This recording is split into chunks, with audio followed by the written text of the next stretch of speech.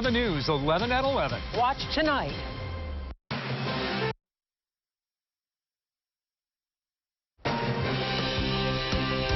Showers could lead to some flooding this afternoon. Thanks so much for being with us today. I'm Jennifer Tomazic. We do start with Severe Weather Team 11 meteorologist Scott Harbaugh, who is tracking that for us. So, Scott, what are you seeing right now? Well, right now in the immediate area, quiet, but already some showers and thunderstorms starting to form along the Lake Erie shoreline. Live storm tracker Doppler 11 radar, fairly quiet in our immediate region, but then notice back to the northwest. Already popping those thunderstorms near Ohio. A severe storm right now near Sandusky, Ohio, with winds at about 58 miles per hour. So as we go through the afternoon, thunderstorms will begin to pop. Some of those storms could have some wind gusts in excess of 50 miles per hour, but my main concern, repeated rounds of heavy rain that could lead to some localized flooding. We'll make it 85 this afternoon with those showers and thunderstorms popping. A couple graphics for you coming up this half hour talking about the impacts I'm expecting to see. And we'll do the timing for the evening hours on Storm Tracker. That's coming up, Jennifer, in about 15 minutes. All right, Scott, sounds good. We'll join you then. Developing right now, Channel 11 is learning more about two teens who were shot in Homestead. Happened last night on West 14th Street. Both of those victims were taken to the hospital, and we've learned one of them is in critical condition. We follow this as breaking news throughout the morning, and Channel 11's Mike Holden joins us now live from County Police. And Mike, police say that these victims were just walking down the street. Yeah, Jen, and it all went down in the middle of a residential neighborhood with plenty of homes and a business right nearby. This afternoon, we're working to get new information, but we know County Police right here behind us are checking in on this case. They're hoping to make an arrest in the hours ahead by reviewing surveillance footage and counting on the public's help. New this afternoon, we returned to the Homestead neighborhood where two teens were shot last night. It was just before 9 p.m. when officers were called to West Street. When police got there, they found both 17-year-old boys with gunshot wounds to the stomach area. Police say they were walking to this neighborhood convenience store when they were hit in a drive-by shooting. Witnesses say a silver SUV sped off moments later. The Homestead police chief says at least 10 gunshots were fired. At last check, one of the boys is unstable. The other is in critical condition. Folks we spoke with are sick of the gun violence. My stomach started to hurt. My stomach hurt because that could have been my son just walking from where I live at to this store to get a tea, a pop, a juice, and got shot. No. That's terrible. And I feel bad for those parents. We need the community's help. Somebody always sees something. So I can only ask that if you see something, say something. Call 911 and call them immediately. On top of that, police are still working to determine a motive. We're going to follow up with county investigators throughout the course of the day. But that's not the end of this story. Coming up on Channel 11 News at 5, we're taking a closer look at the police investigation and also talking with the store clerk who has seen those boys come into the shop. You'll hear from her and her message to the community starting at 5 o'clock. Reporting live from Allegheny County Police Headquarters, Mike Holden, Channel 11 News. Okay, Mike, thanks so much. Developing this noon, the Coast Guard is investigating after a barge collided with a passenger boat on the Ohio River. Channel 11 was on the scene right after it happened, and this video shows you just how frightening it must have been to be on that boat. And since then, we found the boat that is actually docked near the North Shore, I should tell you, and there's a lot of damage to it. A woman who says that she was on the boat tells me that she closes her eyes every time and she can still feel that boat rocking. Look at this incredible image of a boat wedged under the front of a barge on the Ohio River. You can see the entire side of the boat was up under the barge, which was empty and sitting high in the water. A woman who tells me she was on the boat said in a message on Twitter that she and her two brothers were charging their boat with the lights on when all of a sudden a barge came out of nowhere on the Mon River and slammed into their boat. She said they blared the SOS horn for about 10 minutes while the barge continued to push it down the river a couple hundred feet. River Rescue tells us the barge operator didn't know a boat was under it until they got his attention with lights and sirens. They say he couldn't see the boat because the barge was empty and he was riding high. Before Channel 11 arrived to see the boat towed away, River Rescue got to the three boaters. They got them off safely, and two of them went to the hospital. The woman on the boat tells me she has a sprained ankle and some bruises. She says one of her brothers has a head and back injury. Situations like this are not common. Channel 11 went to the Coast Guard to find out when they get involved in an investigation. That could be a collision, it could be loss of life, an oil spill, what have you. The Coast Guard will be going out to look at the boat parked on the North Shore and the barge too. And they'll do investigations on, the structural integrity of the vessel, causal factors, and then hopefully preventive measures so that it doesn't happen again in the future. So the Coast Guard is very early in the stages of this investigation, and as soon as we learn anything new, we'll let you know. Channel 11 just found out some very disturbing new details about the suspect in the Dayton mass shooting. One of his ex-girlfriends says that he showed her video of the Tree of Life shooting on their first date. It's just one of the new things that have come out as authorities investigate the shooting in both Ohio and then also the one down in El Paso, Texas. NBC's Wendy Woolfolk is in Texas with the latest. Their wounds raw. Two cities, hundreds of miles apart, connected by tragedy. It's about our community and how much we care about each other. Finding strength in their unity as they search for answers. This isn't about race. This isn't about religion. It's none of those things. This is a man who is in pain and didn't get the help that he needed. In Dayton, police do not believe race was the motivation of the gunman who took 9 lives in just seconds. We will always remember those who died. We will always be scarred by that. But we will do what Ohioans have always done, and that is push forward. In El Paso, the motive is clear. We're dealing with a tragedy of 22 people who have perished by an evil, hateful act of a white supremacist. According to investigators, the suspect drove more than 10 hours overnight from his home near Dallas. As soon as he got here, he was lost in the neighborhood. After that, he found his way to the Walmart because we understand he was hungry. Let's go! Run, Mama! Moments later, he unleashed terror inside the crowded store. He volunteered most of the evidence that we were able to utilize at this time. Cooperation, no consolation for the pain this weekend's mass shootings caused. All we can do is just stay together as a community. Unified while they mourn in the wake of overwhelming loss. Wendy Woolfolk, NBC News, El Paso. 2 organizations are coming together to work on gun safety here in Pittsburgh. South Pittsburgh Coalition for Peace and Moms Demand Action met this morning. Pittsburgh Mayor Bill Peduto joined them in calling for action on gun reform. Today, as we stand here once again mourning the mass shootings that occurred in El Paso and Dayton, we recognize that there are things that we can do, and we also recognize that the momentum is now. Channel 11 told you that Mayor Peduto has increased security after someone threatened him over the gun restrictions the city is trying to put in place. Now, the gun laws we are talking about were passed back in April. They ban the use of some assault weapons and most uses of armor-piercing ammunition and high-capacity magazines. But they are not being enforced until several court challenges are resolved. You can read more about what is in and what is banned on WPXI.com. Ohio Governor Mike DeWine, you just heard him in that piece there. He is calling for gun law changes because of the shooting in Dayton. At a news conference this morning, the governor said that he wants better mental health screening. He also said he wants tougher background checks on people who want to buy guns, increased police training to identify potentially dangerous people, and tougher punishments for people who help people get guns who shouldn't have them. State lawmakers would have to pass all of those ideas. It's 12:07 and the trial begins today in the case of a man accused of selling the drugs that killed his own brother. Marcus McGowan faces a maximum of 40 years in prison if he's convicted. Police say that Marcus sold fentanyl-laced heroin to his brother Matthew in December of 2016. Matthew overdosed the next day. Breaking right now, Channel 11 just found out that you still cannot ride the steel curtain. Kennywood says they're still working on the roller coaster. We told you last weekend that the ride was shut down for some maintenance work.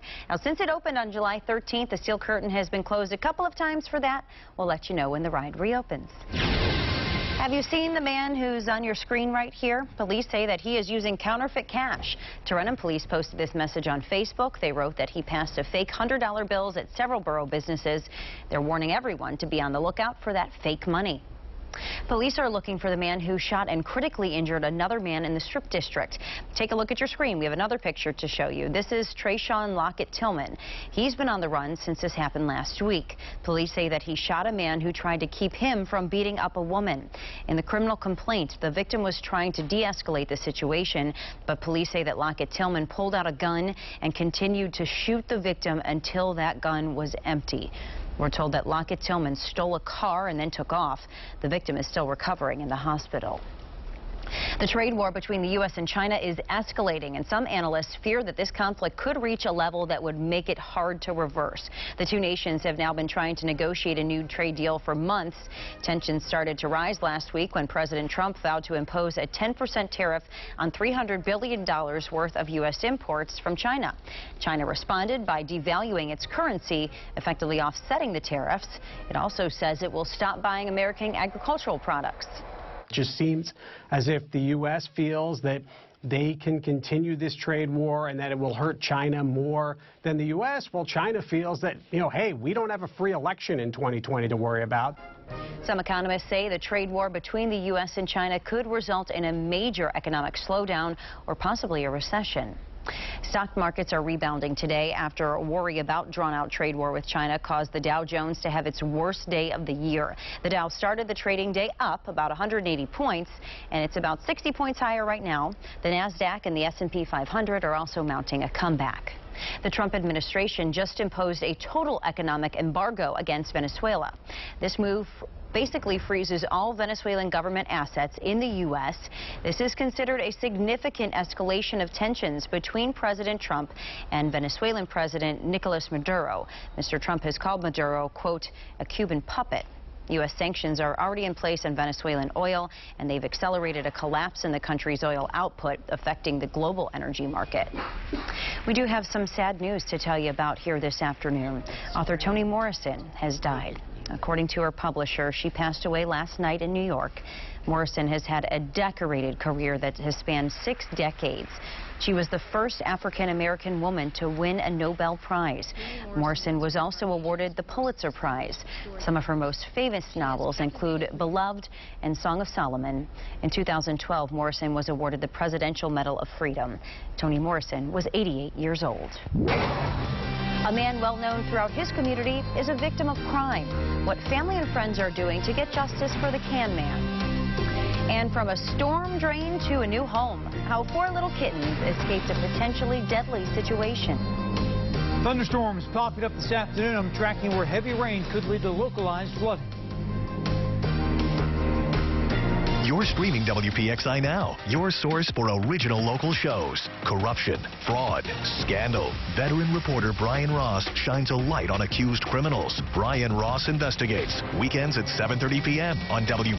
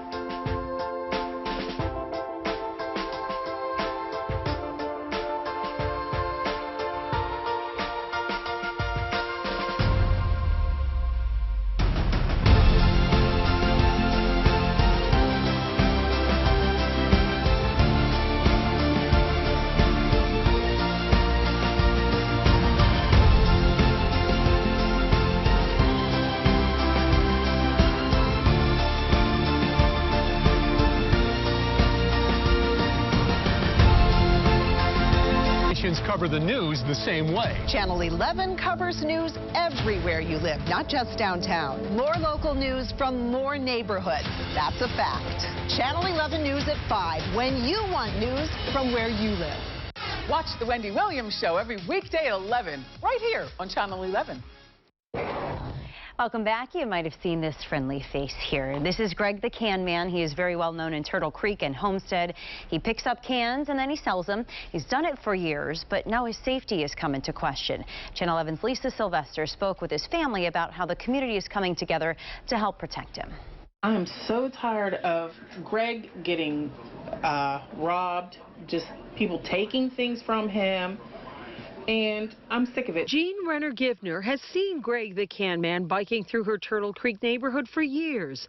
She sat down with Michelle Newell and said when she heard he had been the victim of violence, she could not just sit back. I wanted to make sure that he was safe. So she called Greg's sister Monica, and together they started a GoFundMe. My brother is known everywhere.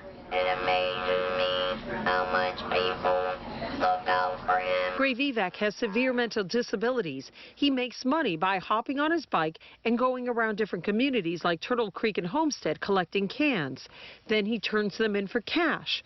But it hasn't always been an easy job. I've seen people picking on him. Until a few weeks ago, they say someone in Braddock targeted Greg and took his hard-earned money, just $10, and assaulted him. Tell her what happened in Braddock. Pet my mouth. I said, I'm done. I said, I'm tired of this. This is just ridiculous. This man doesn't bother anybody. Channel 11 reached out to police in Turtle Creek who say they heard of an incident in Braddock involving the Can Man. But officers say filing an official police report is difficult because of Greg's inability to fully communicate what happened. Now that can change as all these communities come together to help keep Greg the Can Man safe. Lisa Sylvester, Channel 11 News. The GoFundMe page to help Greg has nearly doubled its goal amount. It's the first Tuesday in August, and that means today is the National Night Out. It happens every year, and it's a way to promote partnerships between residents, businesses, and police officers. This was the festive scene last year in New York City. The point is to get to know your neighbors, your local businesses, and the first responders who serve your community. And a lot of communities mark this day with block parties and festivals. Yours might have one tonight. We know of some in Millvale, Cranberry, Franklin Park, in Etna, and also there's one in Latrobe tonight. Sheetz is one step closer to selling alcohol at one of its stores in Westmoreland County. New Kensington Council approved a liquor license transfer for the Sheetz on Freeport Street. But the transfer still needs to be approved by the State Liquor Control Board. If it's approved, Sheetz will remodel that location and add some places to sit and eat. The PWSA will be working in several city neighborhoods this week to continue replacing lead water service lines. It's part of a project to reduce exposure to lead in drinking water. Now, this work is expected to go until Friday. Crews are going to be on the north side, Greenfield, Squirrel Hill area, Homewood, and they'll be out in the south side slopes. Several kittens are now safe in their new homes after they were rescued from a storm drain in Westmoreland County. A woman heard crying coming from one of those storm drains in Lower Borough on Sunday, so she and her husband went over. They tried to pull the kittens to safety themselves, but they just couldn't reach them. So she said she just couldn't leave them there. I don't know if, again, it's dramatic or not to call the fire department, but I'm not ashamed. Here I go. We went out there and found that there was 3 kittens stuck in a downspout of a residence and 1 kitten stuck in a storm drain underneath the roof. Oh, so look at this. This is the moment here. You can see those firefighters pulling out those little kittens there up to dry land. Glad they're doing okay. Look at how cute they are. The 4 kittens are safe, and they found their way into new homes already. Not surprised. Hey, do you go down to Myrtle Beach for vacation? Did you hear about this? Myrtle Beach, a lot of people from Pittsburgh go down there. Take a look at this. A family from Virginia recorded this video. Look at that. Look at, we have it frozen there for you. They say they saw a large number of fish start to jump out of the water, and then something else appeared. I mean, it seemed like hundreds of fish jumped out at once, and then we saw 4 or 5 sharks, you know, come right after them. So then we're like, everybody out of the water. Lifeguards did make everyone get out of the water and stay out for about 2 hours until that danger passed. Your severe winter Team 11 forecast. Fairly quiet for the moment in the immediate area. Storm tracker Doppler 11 radar with a live sweep going through Allegheny and Beaver County. Nothing really in our viewing area, but you look over towards Cambria, Somerset County, shower already beginning to pop. Some thunderstorms already back toward the Cleveland area. And this is a weak little wave that's coming through, but the timing of it coming through is going to help to spark the showers and thunderstorms. The wave is actually back to the west, Indiana, Michigan. Not going to make it through our area in until overnight tonight, but out ahead of it, enough instability to pop some showers and thunderstorms this afternoon, really starting at about 2 p.m. Now, keep in mind, this is typical air mass type stuff, so you get these little clusters of showers and thunderstorms to pop up and move on, so it's not raining everywhere, and it's certainly not raining all afternoon and all evening. Here's Storm Tracker at 3 o'clock. Notice showers starting to pop in Pittsburgh, one down towards Donegal, another one up towards Sharon in the Grove City area into Mercer County. Now, as I put the clock forward to 5 o'clock, here comes the next thunderstorm into Allegheny County. Have one into Armstrong County as well. By 8 o'clock, here comes the next storm into Allegheny County. Get the gist? Get a storm, get a break, get a storm, get a break. Here's the problem. Repeated rounds of heavy rain.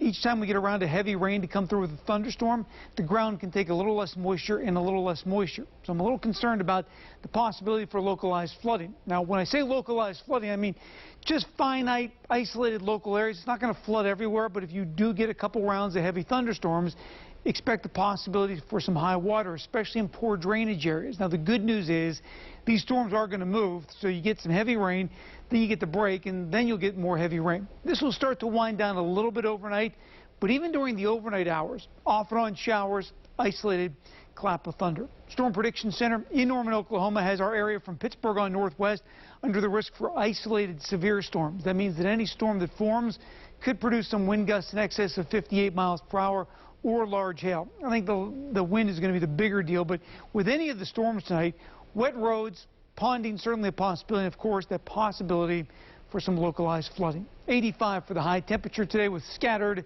showers and thunderstorms. Then tonight, off and on rain showers. Thunderstorm in spots tonight, especially before midnight, but even after midnight, don't be surprised if you get a rude awakening in the middle of the night. 67 for the overnight low. Tomorrow, a little cooler because of a lot of cloud cover. Still some scattered showers and a couple thunderstorms, and we'll do it again Thursday, too. Now, Thursday, most of the day is going to be dry. A line of thunderstorms will come through late in the day ahead of the cold front, and some of those could be strong. But then look at this weekend forecast. Partly sunny Friday, 78, sunshine, 78 Saturday, sunshine, low humidity all weekend long. Sunday's high, 80 degrees. Jennifer?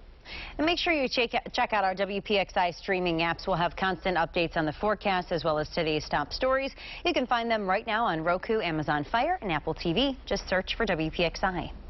People in a Pittsburgh neighborhood have been dealing with flooding for years. Channel 11 is learning how a fix for their problems could actually cost some of them their homes. And the school year is about to start. How a new program to keep kids safe is starting to show results.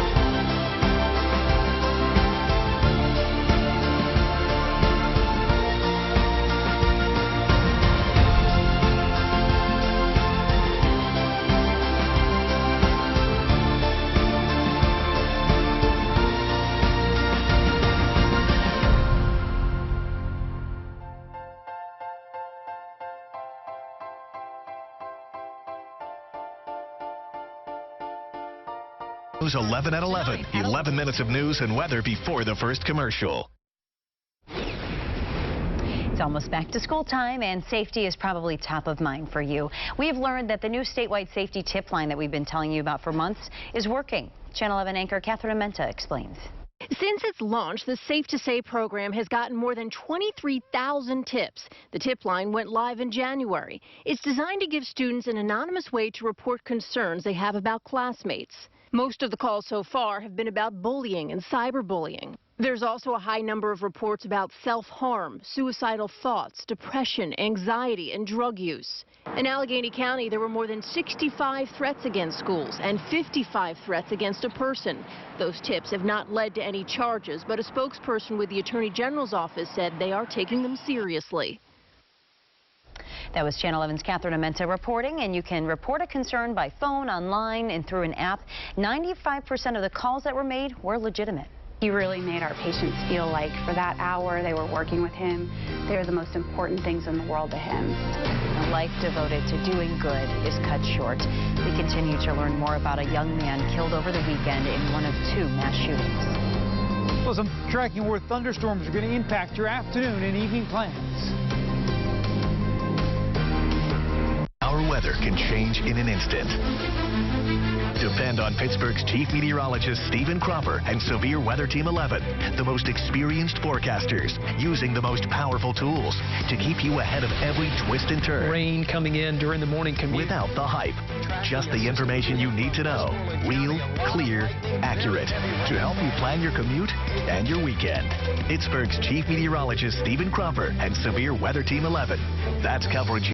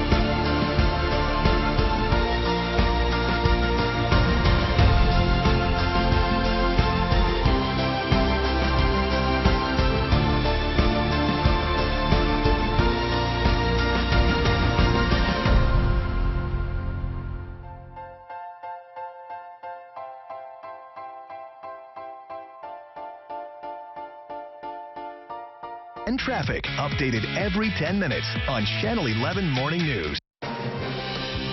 Severe Weather Team 11 meteorologist Scott Harbaugh joins us this afternoon. Scott, kind of dry out there right now, but you were just saying on and off showers this afternoon, right? Yeah, there'll be many dry hours throughout the afternoon. The problem is you get one of these thunderstorms, you get some heavy amounts of rain, going to impact your plans later this afternoon and early this evening. Here's Storm Tracker, Doppler 11 radar in motion right now. Notice in the immediate area, no showers or storms. There's one forming in Cambria and Somerset County, but back to the west, already lining them up in northern Ohio and even into central Ohio a bit. So some of these storms will produce some heavy amounts of rain this afternoon, and I am most concerned about localized flooding and even the potential for some 50-plus mile-per-hour winds. That's going to be a low to medium impact, meaning and some folks are going to have that concern this afternoon. Many will not. Not the best pool day. Keep in mind, if you are outside at the pool this afternoon, the playground, anything else, if you hear thunder, seek shelter immediately. I will be updating Storm Tracker and that risk for where the severe storms are going to be throughout the day. Have that for you coming up in just a few minutes. We have more now on the local man who was killed Sunday in Dayton. In the last few days, we have learned a lot about Nicholas Coomer and how he built a life helping others. Channel 11's Amy Hudak joins us from Dayton with how he's being remembered there. He wanted to dedicate his life to serving cancer patients, and I don't know, I just think that that's such an honorable thing. Karen Wonder says the world lost a bright light in Nicholas Coomer. She says his gift at Maple Tree Cancer Alliance was so apparent even as an intern. He was offered a full-time job just last week. He would be responsible for opening a new office. When we were looking at who to hire, he was #1 on our list. I mean, it was unanimous among our leadership team that he should be the one to run that center. His new colleagues took him to Ned Pepper's to celebrate and show him the city. When the shooting took place, they were all outside and basically all standing together in a line ready to go in. Nicholas Coomer was murdered. 2 of his fellow interns were struck by gunfire but survived. Coomer was a master's student at St. Francis University. He was also a 2012 graduate of Washington High School. He leaves behind a grief-stricken family. They say they're, quote, heartbroken by the loss of our Nicholas in this senseless act. Coomer worked one-on-one with 20 cancer patients. He really made our patients feel like for that hour they were working with him, they were the most important things in the world to him. 2 communities say they feel blessed to have known such a kind soul. I'm just so thankful that we had the opportunity to know him, even if for just a little bit. Amy Hudak, Channel 11 News. There was a mass tonight at St. Francis University for Nicholas. His visitation is on Thursday and his funeral is on Saturday. We've put all this information for you on WPXI.com. A young boy from Texas is trying to help his community heal after the deadly shooting there at a Walmart. 11-year-old Ruben Martinez came up with what he's calling #ElPaso Challenge. The idea is that people will complete 22 random acts of kindness, 1 for each of the victims of the shooting on on Saturday. This started with 20 acts of kindness when he first posted the challenge, but since then the victims' count has risen. Ruben's mom said he came up with this idea all by himself. And as the nation mourns the 31 lives lost in the 2 mass shootings last weekend, the events mark a beginning of another somber project for Greg Zanis. He created Crosses for Losses with a mission to spread love where there's hate. The Illinois man created wooden crosses for victims of shootings, traveling the country to pay tribute to the victims. Zanis was actually driving to Texas when he learned about the shooting in Dayton. When I was driving in the morning, or actually before midnight, I heard about it. I just pulled over, thinking I got too much to do. Remember those? Those are those 11 wooden stars of David that were outside of the Tree of Life Synagogue after the shooting there in October. Those were also created by Zanis. The district attorney is working to keep documents connected to the death of a police officer sealed. He told the court that unsealing the grand jury indictment would risk public safety. Christian Bay is accused of killing Pittsburgh police officer Calvin Hall. He was off duty at the time when he was shot in Homewood. 11 Investigates is looking into the constant flooding in Pittsburgh's Overbrook neighborhood. Last year, we told you that the U.S. Army Corps of Engineers was studying the problem along the Sawmill Run corridor when it was put on hold because of more flooding. Only Channel 11 was there as leaders met to find a new way to fix the problem. Channel 11's Aaron Martin learned that this could cost people their homes. When heavy rains fall in Pittsburgh, one of the first places to flood is often Provost Road in Overbrook. It's become an overwhelming problem for residents, one that may have no solution. We have an area that is actually just one giant parking lot, and the water has nowhere to go. Only 11 Investigates was there for the first meeting in more than 2 decades between city and state leaders on what to do about ongoing flooding around Route 51 in the Sawmill Run corridor. City Councilman Anthony Coghill organized the meeting that involved involved more than a dozen agencies. Tell me what it was like getting everybody in the room together finally. Well, it was fantastic. One of the biggest problems here has been a lack of communication between all different agencies. Coghill believes the best solution is for the city and the PWSA to buy flood-prone homes along Provost Road and on nearby Tariff Street. The move would involve around 40 homes and cost millions of dollars. What it would take to actually, keep this flooding from happening, I think would be, I think buyouts would be a fraction of the cost. Coghill says all of the homeowners impacted by the flooding he's spoken to indicated they're open to a buyout.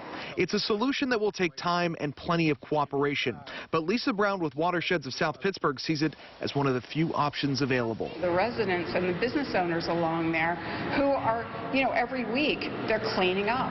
It's costing them thousands of dollars every week to clean up. And because of the issue, they can't even apply for flood insurance at this point. That was Channel 11's Aaron Martin reporting. Now, this is something that has happened before along Route 51. The federal government bought out 25 homes in the former Ansonia Place neighborhood in 1996 because of similar issues. Coghill says that he plans to meet again on this fall to determine the next step. This was the scene just a few weeks ago in Plum. Floodwaters ravaged the borough there, leaving a path of destruction. It's why dozens of homeowners showed up to a borough council meeting last night. They want to know what's being done to help them deal with ongoing problems.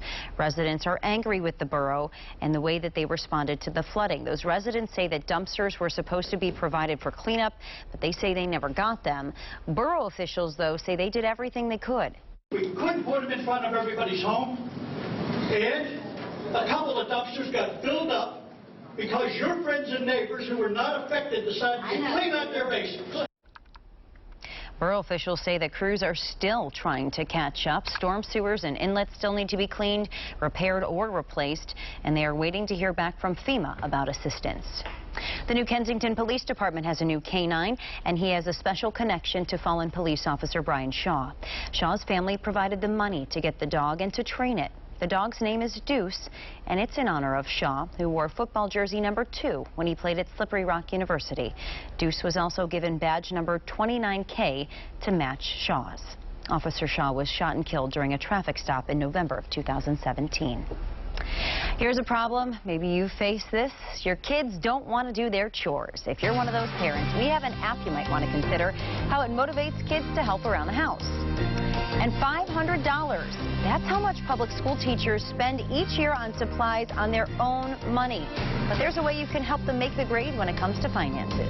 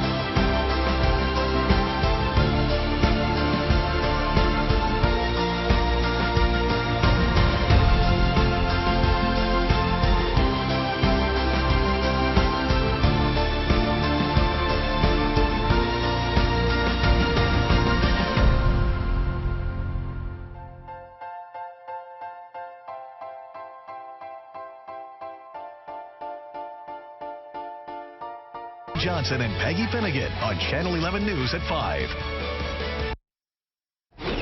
Teachers are turning to social media to help stock their rooms with supplies. According to a new study, 94% of teachers spend their own money on school supplies.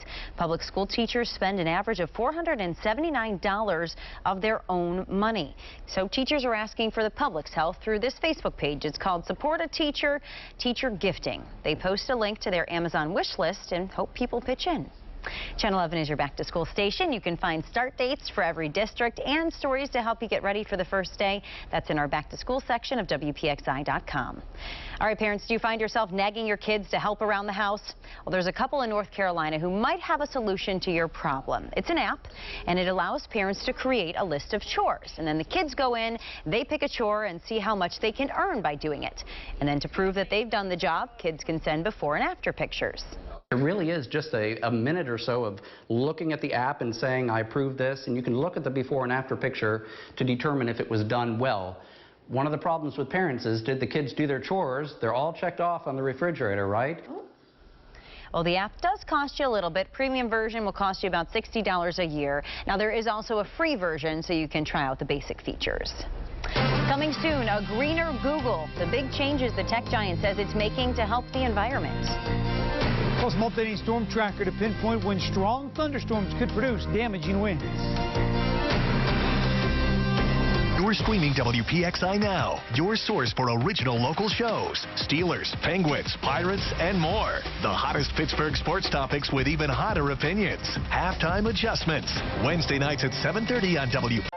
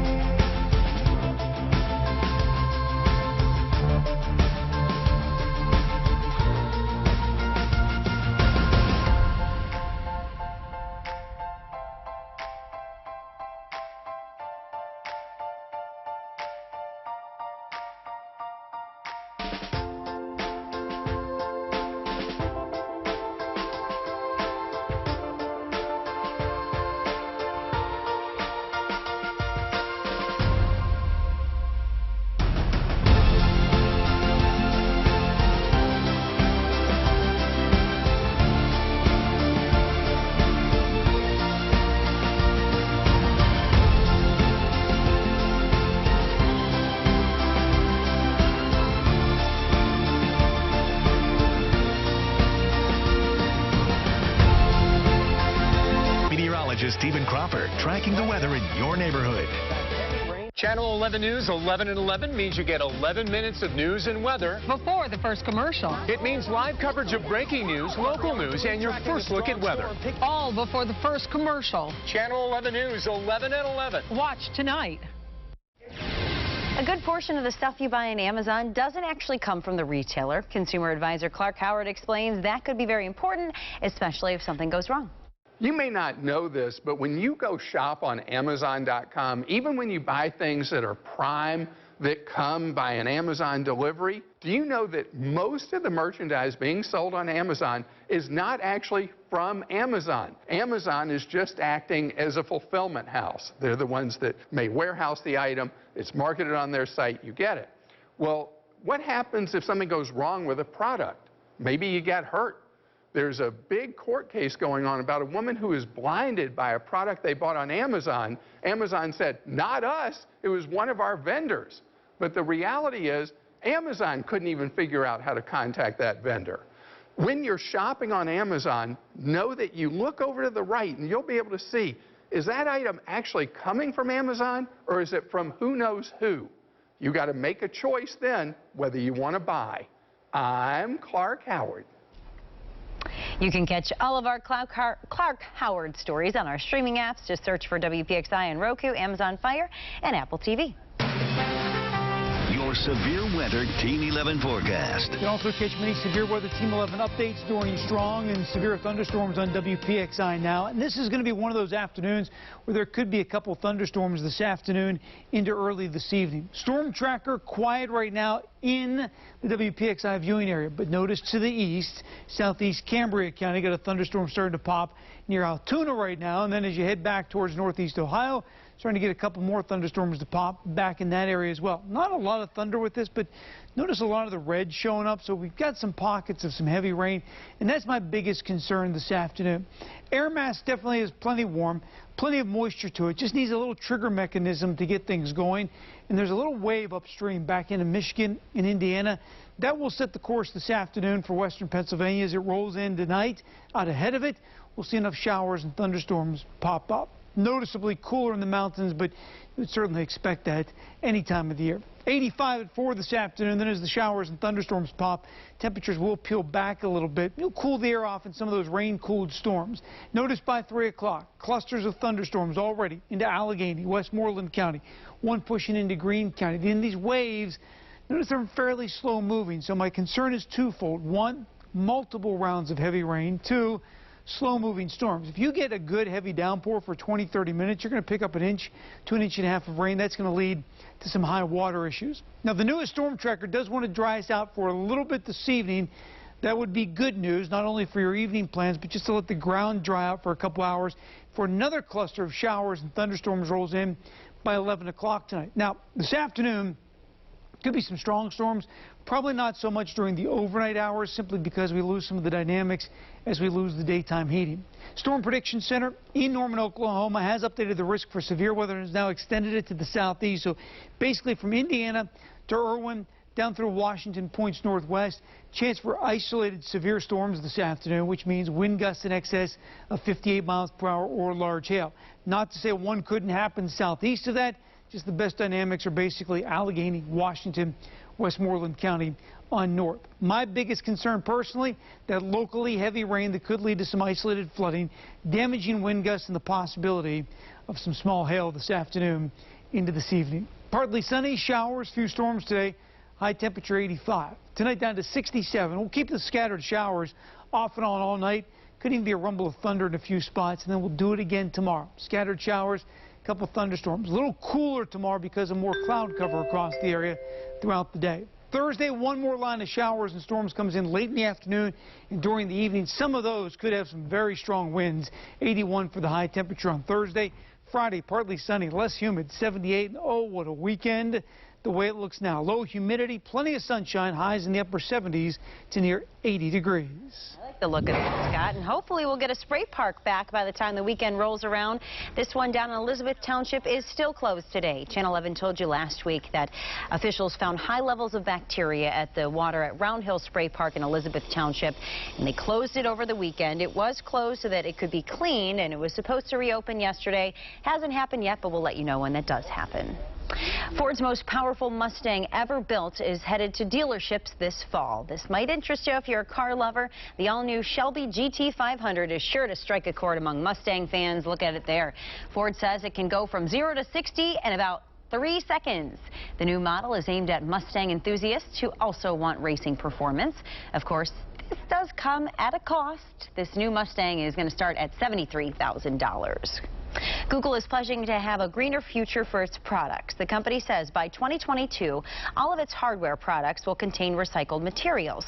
So that includes things like Pixel phones, Google Home speakers, phone cases, and charging stands. And by next year, Google promises to make all of its shipments carbon neutral.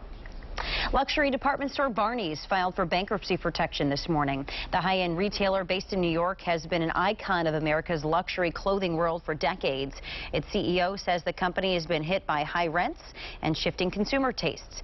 Barney's stores in New York, Boston, San Francisco, and LA will stay open, and its online stores will also stay open. How do you toss a shoebox full of money, and why are you keeping the money in the shoebox to begin with?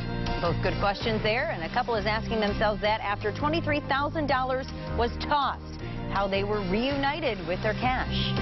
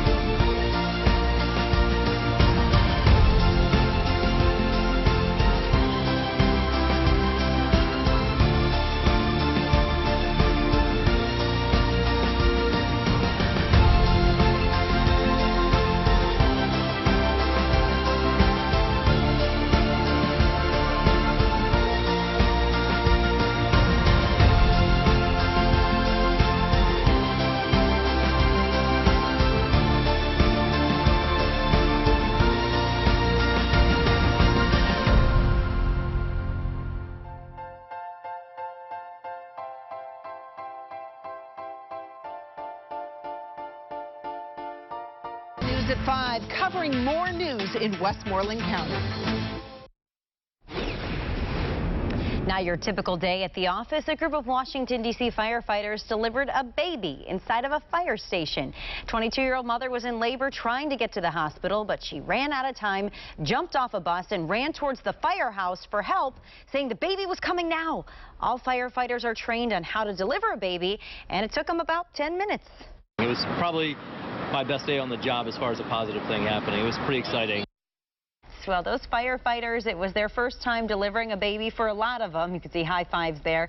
So dad and 2-year-old brother were there as well. They watched through the firehouse windows. Both mom and baby are doing great. A man from Oregon is glad and lucky to have his stack of cash back because it was thrown away. You're not going to believe how much was in this. Here's what happened. The man says that his wife was cleaning up around the house. Okay, blame the wife, right? That's the first problem here. So she was cleaning up around the house. Apparently, she mistakenly threw out a shoebox containing nearly $23,000 in cash. Well, when he couldn't find the money, he called the trash company. Thankfully, they were able to find the box and the bills. I was working on the line, pulling off cardboard to be recycled, when I suddenly saw some big stacks of $20 bills. Garbage company says it was glad it was able to find that money. The man says all was recovered except for $60. We still don't know why he had it in that shoebox, though. That'll do it for us here on Channel 11 News at noon. Our next newscast is coming up tonight at 5. You can get breaking news updates anytime on our streaming apps. All you have to do is search for WPXI on Amazon TV, Roku, or Amazon Fire. Hope you have a great afternoon.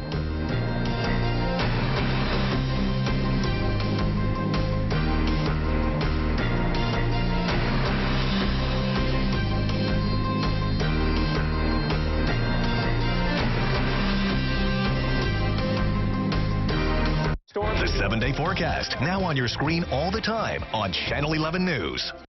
This is Take 5, highlighting Western Pennsylvania's most innovative and successful businesses.